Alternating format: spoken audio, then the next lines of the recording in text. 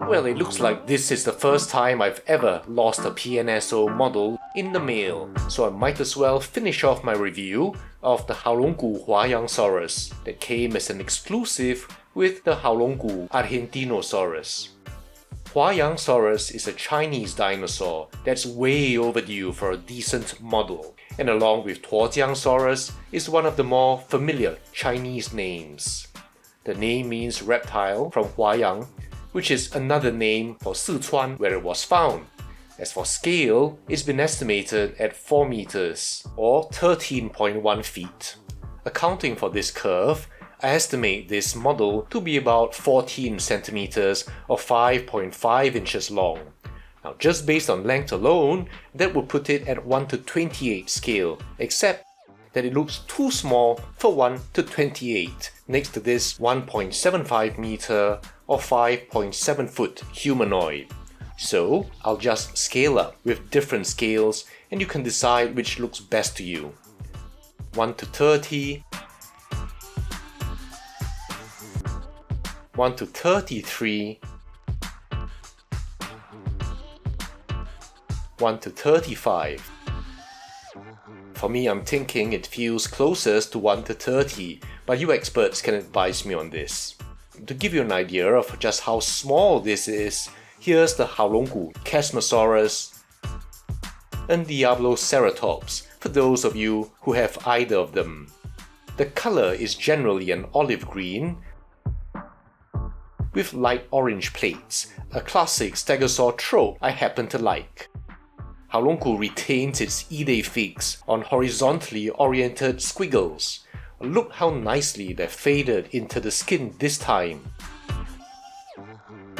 The pose is a nice day in the life one, head down, possibly foraging for food. I like how the head is turned slightly away from the midline, adding three-dimensionality to the pose. This should be pleasing to those who feel that Haolonggood's poses are getting stale. Before a closer look, I should say that zooming in on a very small model often makes the paint appear rough, and even minor brush strokes and dry brushing become exaggerated and uneven. So I'll first give you an overall look at a more normal viewing distance.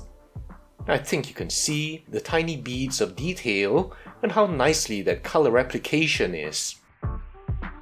Those color fades and even those squiggles look naturally applied, and there's nothing jarring here. For an idea, here's my trusty almond.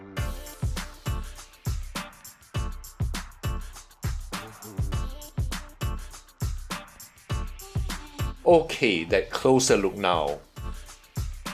The skull of Huayangosaurus is interesting. The slender tapering snout is as expected in a stegosaur, but you see it dramatically expands towards the back. I'm happy this is captured. The subtle texturing is also nicely rendered.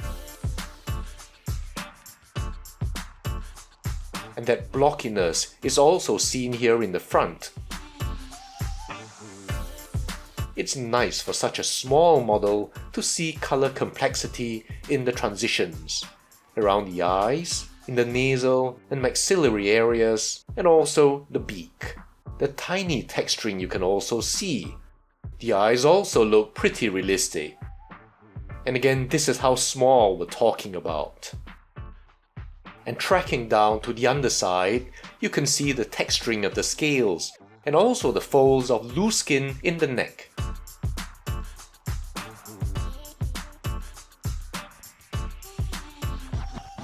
And going up, you see how that color is thoughtfully applied, and I like especially these faded markings that track up and almost bleed into the bases of the dermal plates here, giving the paint scheme an overall cohesion.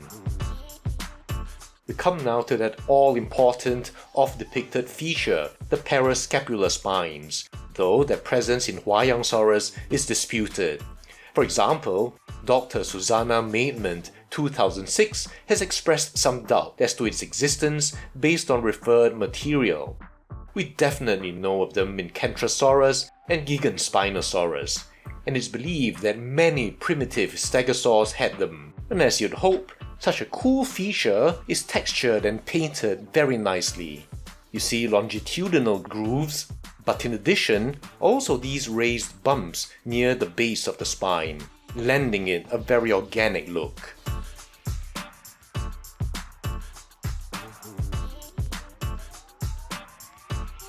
It's also nice that the surrounding skin from which it erupts almost enfolds the base, though I wish the skin adhered more closely so it doesn't look like an open gash. But see how the skin here bunches a little.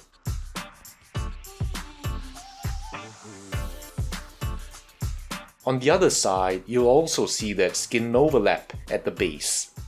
The paint is nicely blended from the very dark brown to a lighter color near the tip. And even the light areas, you see little stipplings of dark. Very nice and natural looking. While we're here, we can also see some of these osteoderms sitting unobtrusively down the flank. And just a look at the scale detail in the sides now. The squiggles are also faded from dark to light, giving the illusion of real pigmentation. And here again, the shoulders to the hands are where you really appreciate how meticulously detailed the sculpt is. The muscle bulk over the forearm is nicely done. And we have our recurring guest star, the almond.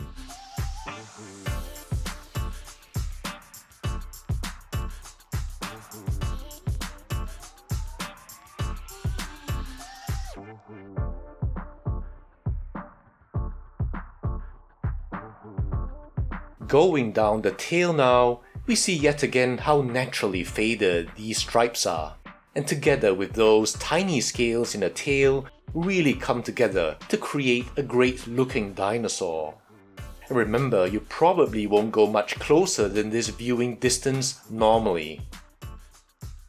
And as you might expect, the spikes of that tegomizer are painted in the same complexity, with spots and bands of color in the keratin.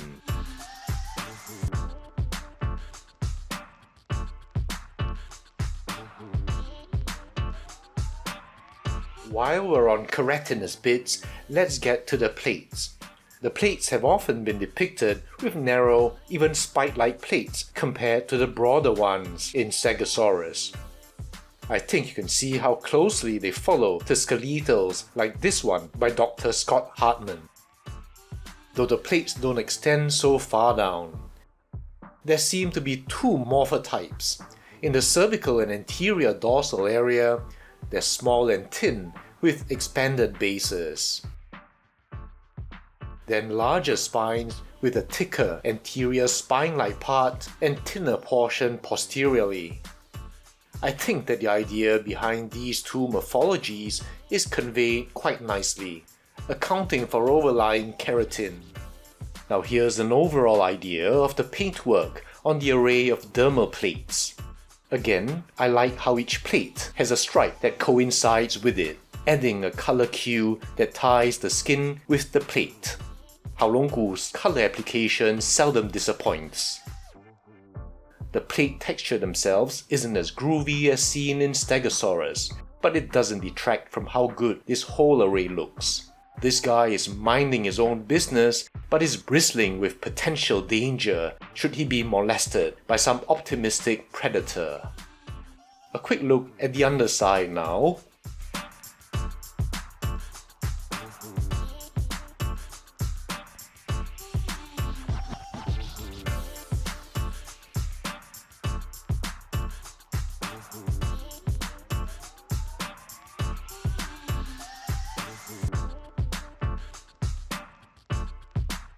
And so much for the Huayanglong itself. Now some comparisons. Here's the PNSO Tuojiangsaurus. And in these narrower plates and shoulder spike, you see the similarities in these two Chinese stegosaurs. Here's another Chinese stegosaur, Haolonggood's own Urhesaurus. You can see just how far Haolonggood has come in its paint applications.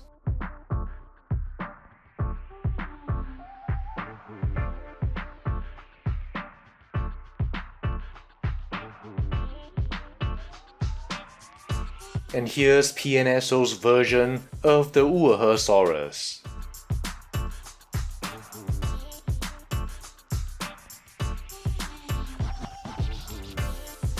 The Collecte Giganspinosaurus, surprisingly without more representation from the various companies.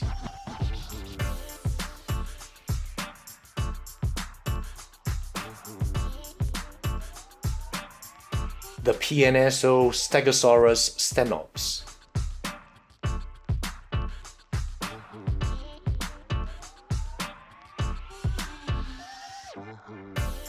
The Haolonggood Stegosaurus ungulatus, such an overdue species.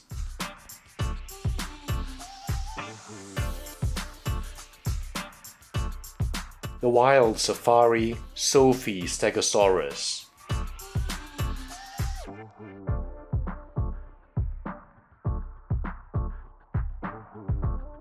And just for fun, let's look at it against the giant backdrop of the Haolonggood Argentinosaurus it comes with.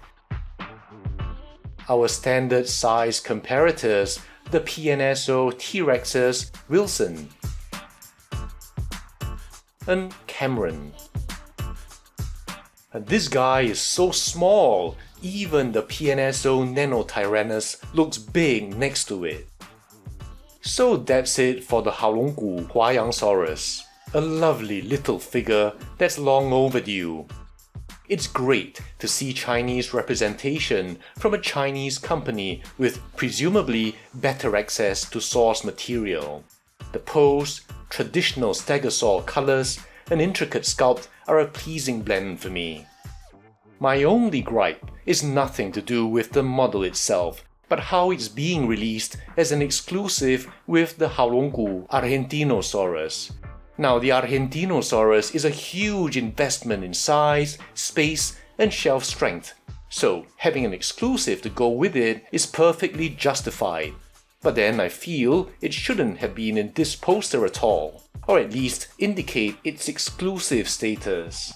Maybe it was a late decision, but it's a pity that this created false hope and understandably has led to beatings of chests and gnashings of teeth. But speaking of hope, since Haolonggood has always given us at least 2 color variants, I hope that Huayanglong will still be released, but in a different color to be fair to the Argentinosaurus people. It is a small model, but considering how small the Chasmosaurus and Diabloceratops were, I hope that's not an impediment. As you can see, it's a wonderful little model, and I hope more people get to enjoy it. Take care all, and I'll see you in the next video.